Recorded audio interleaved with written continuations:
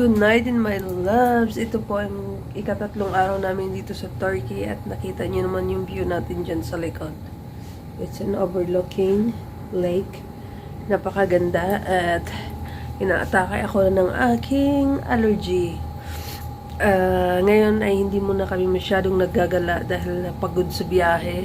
And yan, lumalabas lang kami para kumain. Siguro mga bukas mag-start na kaming umaakyat sa bundok. Actually, dito hindi naman kami araw-araw na mamasyal. Kasi apartment naman to, parang bahay na rin.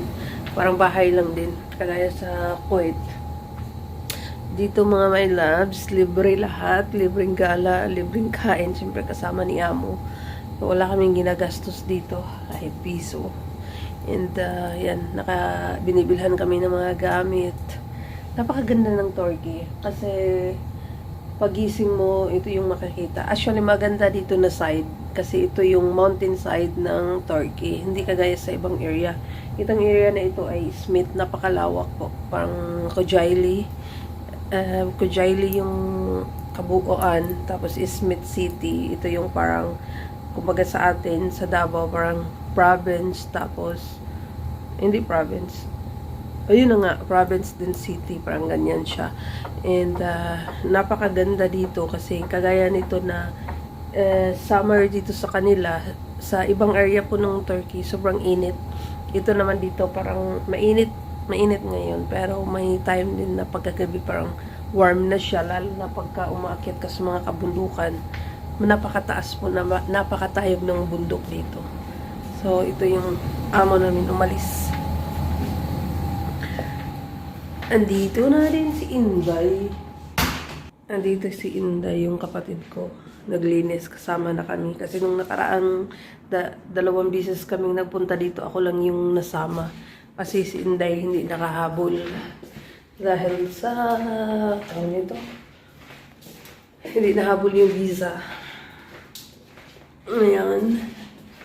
And dito, naglilinis sa kwarto ng amo ko dito.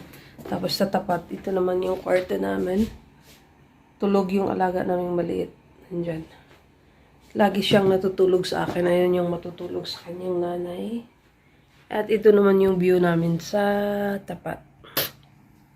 Yan, park po siya. And then may mga apartment. Akala mo yung napaka-plain dito. Mostly makikita mo yung building dito sa bandang Turkey na nasa kabundukan talaga sila. As in, mga bato. Hinuhukay nila yon kahit sobrang mabato. Yun yung tinatayuan nila ng bahay. Siguro, palagay ko, matitibay yung lupa kasi nga mabato. Mabato siya. Hindi siya prone sa yung mga landslide. Kaya kahit na sobrang tirik ng kabundukan, may nakatayo pa rin bahay. Kasi nga mabato yung lupa nila dito. And, yan. Mga apartment dyan for rent lang din yan. Mostly, palagay ko dito sa Turkey, hindi lahat ng mga tao may sariling bahay. Mostly talaga sila apartment. Apartment sila, maybe rent to own, hindi kagaya. It's sunset time here in Turkey. Na alas 7 pa ng gabi ngayon. Magdidilim dito sa Turkey is 9 PM.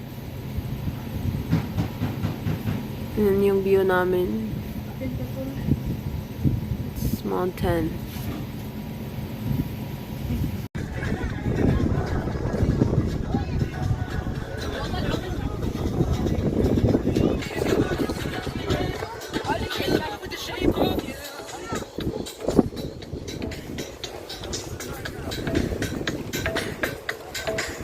This is the apple tree here. Dito sa Turkey, pwede kayong mamitas.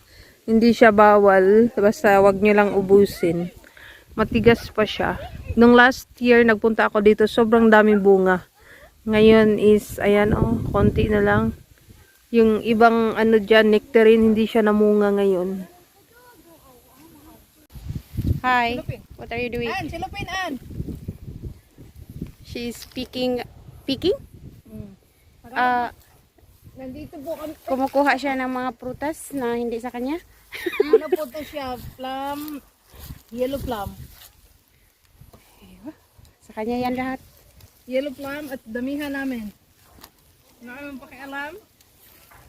Ayan po, libre po ang manguha dito. Ayan o. Kanay mo. Maliit lang to siya. Pwede itong pamburo pre. Muna yung ginaburo. Ito Ah. yung binaburo na green. Ah. Green pa siya. Ito yung binaburo. Ginagawang pickles. Bibili ito sa Kuwait. Dito sa Turkey. Libre mga Libre lang. Walang kahabol sa'yo kahit makita ka pa ng mga taga dito. Hindi sila nangingialam. Kasi alam nila na ignorante tayo. Damihan natin. Magdala ako doon sa kahit.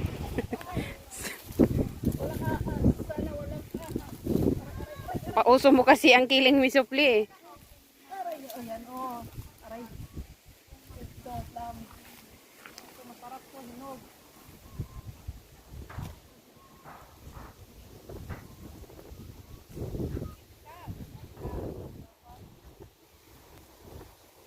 Ito po yung mga aray.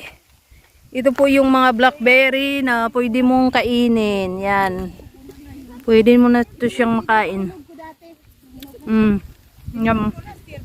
Maasim. Maasim na medyo matamis. Ayan, ito po ang walnut tree. Nakikita mo yung bunga na yan. Yan ang walnut tree. Nandito po kami ngayon sa bukid. Naglalakad. Grape trees.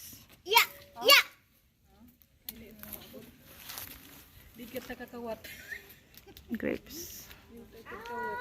Sige. Hi my loves, dito kami ngayon sa Turkey. So ito yung apple tree. Yan, nakapunta na ako dito nung nakaraan at bumalik kami ngayon kasama ko si Nadona at saka yung apple hilaw pa. Matigas. Hindi pa kami makakain. Kinagat ako dito sa likod. Sayang lang, last year sobrang dami bunga pati doon. Ngayon konti lang ang bunga. At saka dito sa Turkey, alam nyo, pwede kang mamitas dito kahit sa mga straight. Ayan, kasama ko si Sarah, si Dana, si Angeli, at si Dona. Hi! Hi, vlog! Gahanap pa kami ng ibang prutas.